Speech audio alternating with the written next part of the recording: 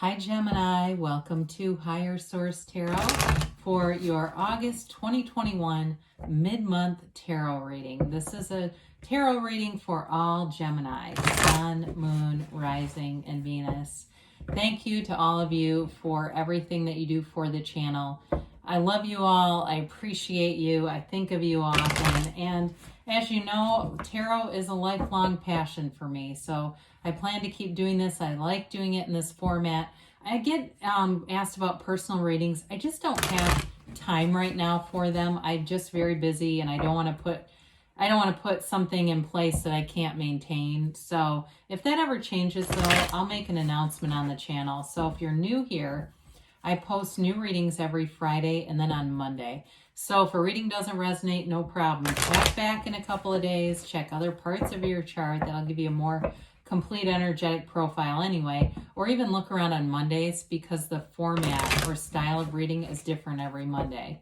And if you like tarot and you like this channel and you haven't subscribed, I'd love to invite you to subscribe to Higher Source Tarot. Then you'll see too when anything new is posted here. All right, what advice do you have for Gemini, Sun, Moon, Rising, and Venus? What does Gemini need to know, please? What messages do you have for Gemini? Okay. We'll begin here with the tarot, and then we'll have the angel answers. Oracle cards, too. Current situation, you've got the Empress. The immediate influence is the Death card. Don't worry, though. Your destiny is the Ace of Cups. The distant past, you got the King of Pentacles. More recent past, the King of Cups. Energy coming towards you is the Moon. You're represented by the Ten of Cups. You've got the Queen of Wands here as the person or situation you're attracting. You've got the Sun in your hopes and fears. Six of Pentacles in the outcome. Now, the bottom of the deck, ooh, this is interesting. Talk about quick and sudden change. Woo-hoo! You've got the Tower, the Eight of Wands, and the Five of Swords. Well, you've definitely got something transformational happening. And I feel like it's been something you've been waiting on for a while here. So before we get into this too much, you have Scorpio, Leo, Pisces here. You've definitely got water, fire, earth, air. You've got all the elements. Do you have air? Yeah, right here, but not a lot of it. All right, so I do feel like there's some big change, some big wake-up call regarding a conflict or even an environment that just didn't feel right to you with that Five of Swords. If there's some environment where it could be work, it could even be like your gym or where you live, where you just don't feel good walking into it. You know, it's those kinds of things where you go, I just don't feel right about this. And over enough time, if you keep going to a place that you don't feel good about, you'll be removed. And so the Tower comes in and it removes you. It's let go or be dragged with this. There's some kind of information here. The easiest way to address this or to utilize this for your highest and best is to allow it, okay? When we try to resist the Tower energy, we can really keep ourselves in a place of suffering. And that's the mind. It's the mind that creates the suffering, not the soul. And so with the Eight of Wands, if there's information, it's all about moving you forward. The Tower is a tower built on sand anyway. So it can be painful, though, because you got that lightning bolt that knocks that crown off. That's the ego. If it was you, too, that you left a place, it may have put a little chink in somebody's armor because their ego may have thought, oh, you'll never leave. And then here you went and made a big change. So that could also be. But I do feel like any changes you make bring in great joy. We'll get to the sunflowers in this in a minute because I do like those when they show up by each other. So the Empress and Death is an interesting combination. The Death card is symbolic of big transformation. We must die to be reborn. It's a rebirth. And so it can be for some of you reinventing yourself. If things got stagnant, that Tower, Eight of Wands, is exactly what the doctor ordered. It's also, though, if you were having a lot of conflict, the Death card moves you past the conflict. It helps you to move into a place of feeling a lot more secure, but there's a warmth in this reading too. So especially if you were in a place where you felt unwelcome, I keep getting that. Like, it just was icy kind of, and not in a good way. You know, sometimes icy is good. Not in this way, it's not. It just feels like, you know, it was time to move forward, and it moves you into the sunlight of the spirit. There's a dawn of a new day. There's a new beginning for you here. The Empress has her arms wide open to you, Gemini. The Empress is all about expansion, growth, creativity. She is the female creator in the material world. So you've got great ideas. So especially if you were in a place where your ideas were a bit frowned upon or they just weren't embraced, you're going to be into a situation now. You are in a situation, or maybe you've already started it, where you really feel like your ideas are welcomed. People want to hear what you have to say. People find you to be an uplifter. And sorry, we got off on kind of a little bit of a dark tone, but we're taking a turn now. And so with this, she is the mother of the tarot too. So there may be a mother figure that you connect with, or somebody who just favors more the feminine traits too, so male or female, but they have a warmth about them and inviting. I do feel like they could be a Leo, but I just feel like there's something about this that's definitely got a warmth that is needed here. So the Ace of Cups, you've got love in your destiny position. And to some extent, and a broader extent, it's all about being in situations that bring you joy, passion, love. It's that pull, that exciting pull. You're an adventurer by nature. You like new experiences. You like to be in the mix of a lot of things. That's where you thrive. And so with the Ace of Cups, it's always finding those experiences and kind of like you're falling in love all over again every time you find one. And so in terms of relationships, it really is about having true love. So if that's eluded you, it doesn't have to. There are billions of people on this planet, and there are people here for you. It's all about aligning your energy with this energy of love. And when you do that, you're going to find that people start lining up. You do have helpful people here. You've got a new phase that's going to bring in some help, if it's in terms of business, career, or even in terms of a relationship too. It's just like loyal people showing up. So anyway, with the Ace of Cups, so it's definitely abundance, and it's beautiful. It's unconditional love is yours. It's supposed to be part of your destiny. So with the and if it's in a specific relationship, it's here. Okay, it's part of your destiny. This relationship is. The King of Pentacles is in the distant past. You may have had some fortunate turns of events here that brought in greater stability. This too is a card of giving back. So you may have done some things over the past year and a half that connected to you, to your community. If you did some volunteerism or just helped some people out who had it worse off than you. It really does, though, bring in a sense of security overall when you can do that. And so it's a card, too, of having a mentor come in. So for some of you, you may have met somebody important who gave you some good direction in life. They may be an advisor of some sort, somebody at work, even a boss. If you had a better boss that came in about a year or so ago, it's definitely a card of positivity and new growth and expansion. It allows more to show up here. So with the King of Cups, this is obviously a very loving relationship.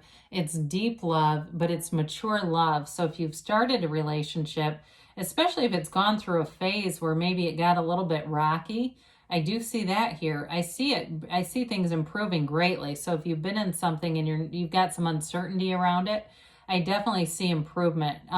But with this, it is a card too of is investing in yourself, in self-development. So some of you may have taken a course online or something like that, or you've been in something for work too, like some additional training, and it just allows you to broaden your skills. And it may even be too just expanding and meeting new people. And that may be the self-development in meeting, even if it's like in a gym or a fitness kind of a thing, and you meet new people that show you new things to do. It's, again, those are tools that you now have, right? They're yours.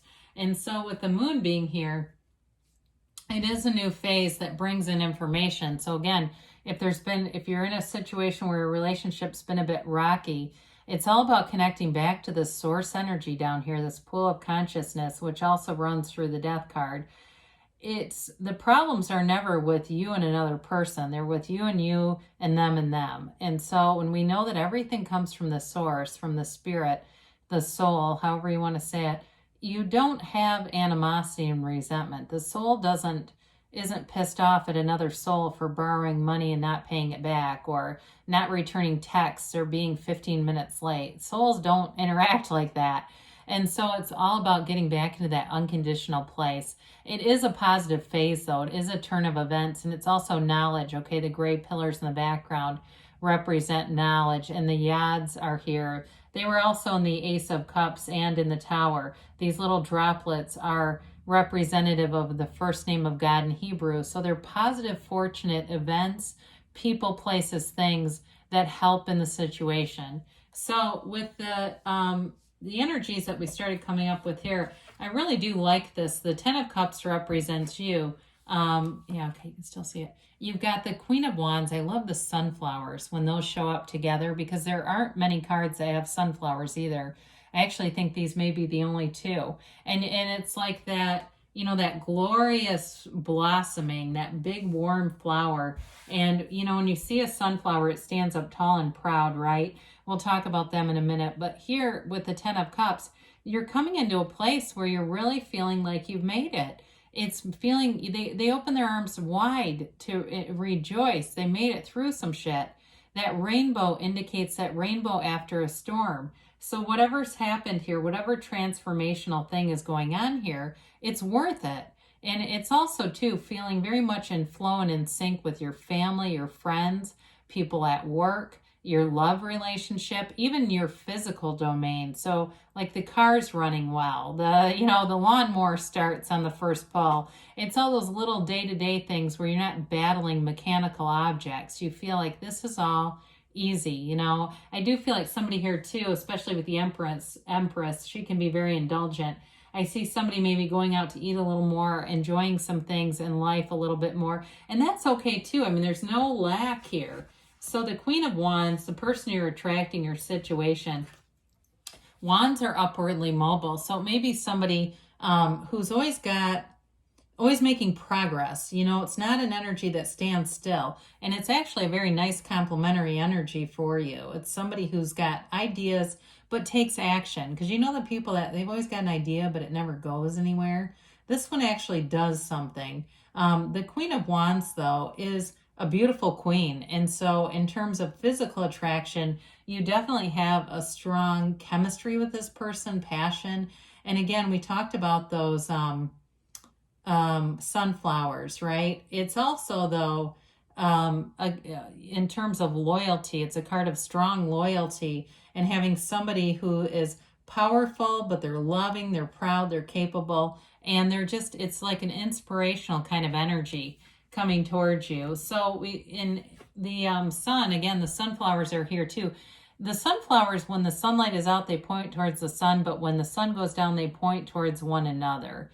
And so again, you've got something around you that there's protection, there's good people around you, but the sun is pure positivity. The wavy rays in the sun indicate high vibrational frequency. So you're in a place of manifesting from a high vibrational state. So if it's a relationship, those are the kind that are sustainable. When we get into low vibrational places, it always reminds me of that country song. Is it Friends in Low Places? I think it's Garth Brooks. Anyway, it's like we want to stay up here. And so it is a card of achievement, success, attaining goals. You radiate positivity in this energy. It's also, too, for some of you, it may be about taking an opportunity to do some things for yourself here, and that will help you to keep balance. But it really is a feeling good about yourself, being open-hearted, and, you know, anything that needs to come to light, because I didn't mention this with the moon, but we do have the sun and the moon here together. It will come out with both of those being here. You know, when you see this, the moon mirrors the sun, okay? So there's information that is going to come out, but I do feel like overall with this, it leads to, you know, you've got this happily ever after. So it's not gonna hurt you in any way, but I feel like whatever it is that needs to be revealed more will be revealed for you. So the Six of Pentacles brings in balance, right? It's reciprocity, giving and receiving. And in a relationship too, I do feel like it's very balanced. I don't see anything where it's, like I said before, a big like opposites attract kind of thing. It's somebody who's very compatible with you. And it's, you know, an energy too at work of giving and receiving. So you feel like what you're putting in, you're getting something back. There's a groundedness here. There's a stability here. So with some of the more dynamic emotional energies, I do like to see that, because if we get too many of those emotional cards, we can feel really pulled out of alignment. Even though it's positive, the mind starts kicking in and going, oh God, when is this going to end? You know, the mind. All right, so let's see what the angels have to say here for Gemini.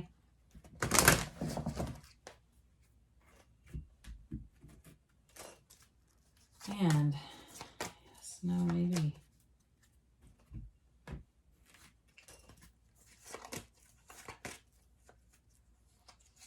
All right. So you have here, get more information. Well, it does feel like information or change is coming. So, you know, like we said, there's going to be information coming in with the moon and the sun too, if you believe. So they keep saying it, but it is coming. Forgiveness. So if there's something that's been holding you back with the death card, you're walking past it. You leave behind that wreckage of the past. And you've got within the next few months. So things are definitely moving forward here for you. And you've got, there's something better. So when we have this, it's that human mind limiting us. It's that governor over our life. So we always ask for this or something better. And know that there may be something that your heart desires, but more will be given. Ask and it will be given. Good things are on the way for you, Gemini. I love you, and I'll be back again soon.